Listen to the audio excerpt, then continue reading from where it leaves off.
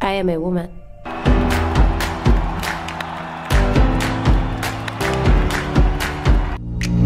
I ain't gonna give up. Got too little time, I'ma live up. Head down, push forward through the tough times. Cause anything worth doing is a tough climb.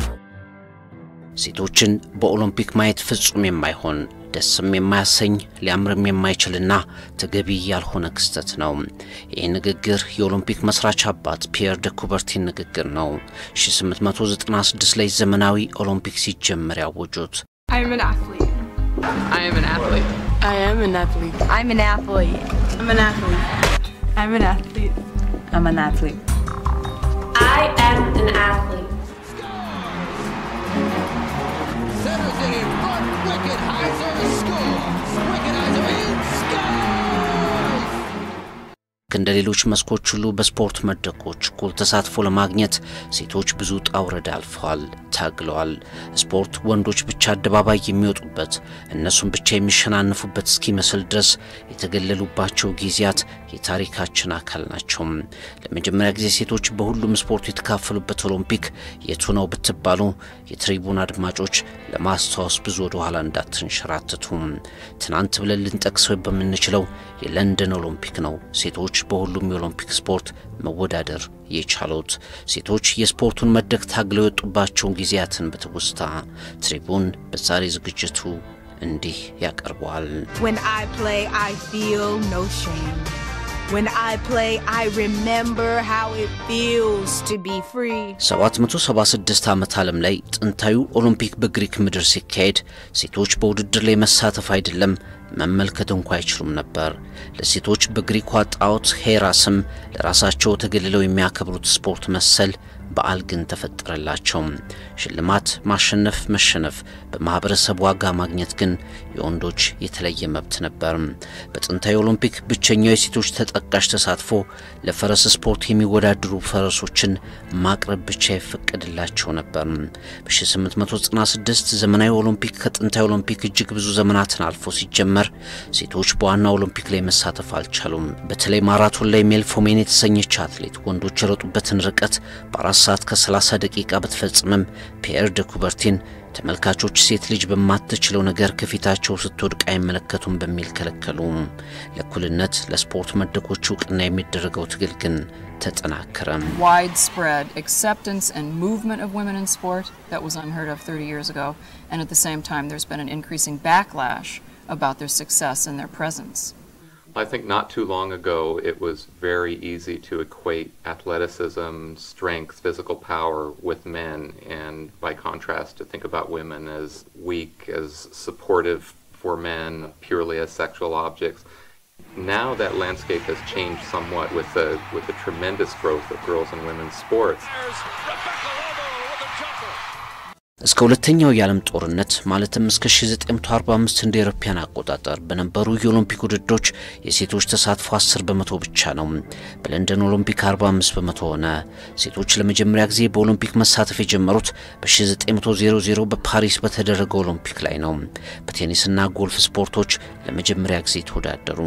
በሌሎች ስፖርቶች ለመወዳደር በጊዜው መታገል እኛም ይሄንን መጫወት እንችላለን እያሉ መጮህ ወንድ ወሳኞችን ማሳመን ነበረባቸው። የኦሎምፒክ ልዩ ድምቀት በሆነው አትሌቲክስ እንዲሳተፉ በ1928 አምስተርዳም ባስተናገደች ኦሎምፒክ ላይ ተፈቀደላቸው። ቅርጫት ኳስን እስከ 1976 እንደ አውሮፓውያን አቆጣጠር በኦሎምፒክ መወዳደር አልቻሉም። ሳይክልን እስከ 1984 የሎስ አንጀለስ ኦሎምፒክ፣ ቦክስን እስከ ለንደን 2012፣ ክብደት ማንሳትን እስከ ሲድኒ 2000 ድረስ ሴቶች በኦሎምፒክ መወዳደር ያልቻሉባቸው ስፖርቶች ሆነው ቆይተዋል። በሁሉም ስፖርት የመወዳደር መብት ለማግኘት 120 ዓመታትን የፈጀ ትግል አልፈዋል። Away, Melinda got out reasonably well. Jones got a start. So Ferguson, Freeman early. She'll be last into the stretch. Gainsford about 5th. Jones clearly in front of Jay Singh, Petersevich. Melinda coming through, cap place. Jones clearly in front. Freeman can't get a medal. Melinda battling on. Jones well in front of Jay Singh and also Davis. Jones brilliant, 21.85, and the Aussies are about 5th and 7th. አንዳንድ ሀገራት እስከ ለንደን ኦሎምፒክ ድረስ የሴት ስፖርተኞችን ወደ ኦሎምፒክ እንዳይሄዱ አግደው ነበር። ለንደን ላይ ኳታር፣ ብሩኔይንና ሳውዲ አረቢያ ሴት ስፖርተኞች ወደ ስፍራው የላኩት ከዓለም አቀፍ ኦሎምፒክ ኮሚቴ በነበረ ከፍተኛ ጫና ነው። በፓሪስ 1900 ላይ ሴቶች በፈረስ ስፖርት፣ ቴኒስ፣ ጎልፍ ተወዳደሩ። 1912 ላይ ለሴቶች ዋና ስፖርት ቢፈቀድም አሜሪካ ግን ሴት ስፖርተኞቿን በመከልከሏ ከዚያ ይወጣ አንድም አትሌት አልታየም። በ1928 ሴቶች እንዲሮጡ ተፈቀደላቸው። ግን በ800 ሜትር የሮጡ በርካታ ሴቶች ውድድሩን ሲጨርሱ ተዝለፍልፈው በመውደቃቸው እስከ 1960 የሮም ኦሎምፒክ አትሌቲክስ እንደገና ለሴቶች የተከለከለ ስፖርት ሆነ። ፈረስና የቀዘፋ ውድድሮች ሴቶች ከወንዶች ጋር በመሆን እንዲወዳደሩላቸው የተፈቀዱላቸው ውድድሮች ናቸው። በለንደን ለመጀመሪያ ጊዜ በቦክስ ስፖርት ተወዳድረዋል። ያ ማለት ሴቶች ለመጀመሪያ ጊዜ በሁሉም ስፖርቶች ኦሎምፒክ ላይ ቀረቡ። For every woman, every girl who dares to see herself as something more than a body to be rated, a score to be kept. በስፖርት እንዳይወዳደሩ የየሀገሩ ባህል የማህበረሰብ አስተሳሰብ ተጽዕኖ ሲያደርግባቸው ቆይቷል። አሁንም ከዚያ ተጽዕኖ ሴቶች ፍጹም ተላቀዋል ማለት አይቻልም። ያም ሆኖ ግን ባልተመቻቸ ሁኔታ ከፍተኛ ትግል አልፈው ኦሎምፒክና ታሪኩ ፍጹም የማይዘነጓቸውን ምርጥ ሴት ስፖርተኞች ተመልክተዋል። አለፍ አለፍ እያልን በትሪቡን ትዝታ እናስታውሳቸዋለን። Now we come to the final of the women's 100 meters. Australia, Holland and Jamaica. It's a fight right to the end. But once more Blankers-Koen comes through in sensational style to win her 4th Olympic title. The first woman to do so in the history of the game. Well done, Fanny Blankers-Koen. በ1948 ኦሎምፒክ ሆላንዳዊቷ አትሌት ፋኒ ብራንከርስ-ኮን 4 የወርቅ ሜዳሊያ ያገኘች። ይሄ ደግሞ ከዚያ ኦሎምፒክ 12 ዓመታት ቀድሞ በጄሶንስ ተይዞ የነበረውን በአንድ ኦሎምፒክ 4 ወርቅ የማግኘት ሪከርድ እንድትጋራ አደረጋት። እስከ 1984 የሎስ አንጀለስ ኦሎምፒክ ሴቶች ማራቶንን መሮጥ አይችሉም ነበር። አሜሪካዊቷ ጆን ቦኖዌት 42 ኪሎ ሜትሩን ሴቶች እንደ ወንዶች በብቃት እንደሚሮጡ ያሳየች የመጀመሪያዋ ባለ ሜዳሊያ ሆነች። ሎቲ ዶድ፣ ሚያ ሃም፣ ቢሊ ጂን ኪንግ፣ ዊልማ ሪዶልፍ፣ ስቴፊ ግሪፍ፣ ሴሬና ዊሊያምስ፣ ማርታ ቪራ ዳ ሲልቫ፣ ደራርቱ ቱሉ፣ ማሪያ ሞቶላ፣ ኤሊና ዜምባይባ፣ ፋጡማ ሮባ፣ ጥሩነሽ ዲባባ፣ መሰረት ደፋር፣ ቫለሪ አዳምስ፣ ሚሊሉ ሩተን፣ ኤዲት ማሳይ፣ ናውል ኤል ሙትክል በቁጥር ተጠቅሰው የማያልቁ አሸናፊ ሴቶች በየስፖርቱ ማንም ሊያቆማቸው በማይችል ሁኔታ ወጡ። Tulu gathers herself for the challenge and Mayer senses that and responds. They take the bell at the end of this straight. Tulu goes.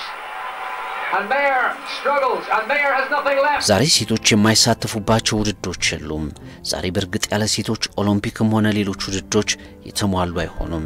ኢትዮጵያን ጨምሮ በጣም በቁጥር እየጨመሩ ያሉ ሀገራት የሴት ስፖርተኞች ውጤታማነት ከወንዶቹ በተሻለ የአንበሳውን ድርሻ እየወሰዱባቸው ነው። ዛሬም በበርካታ ሀገራት ከአመለካከት ኋላ ቀርነት ከሚነሳ ጫና ባይላቀቁም ሴቶች በስፖርቱ በላስጨራሽ ትግል ያሳዩት ታላቅነት ለሌሎች መስኮችም ትምህርት ይሆናቸዋል። በማርች 8 ቀን ከባርሴሎና የጥቁር አፍሪካውያን ፈርቀዳጅ ድል እስከ ለንደን በክብር ላንቆጠቆጡን ሴት አሪያ ስፖርተኞቻችን ትሪቡን በአድማጮቹ ስም ልዩ ክብሩን ይገልጻል። ትሪቡን ትውስታ በሻኒያ ትዌን She's not just a pretty face, she's a champion ዜማ ተሰናበተም።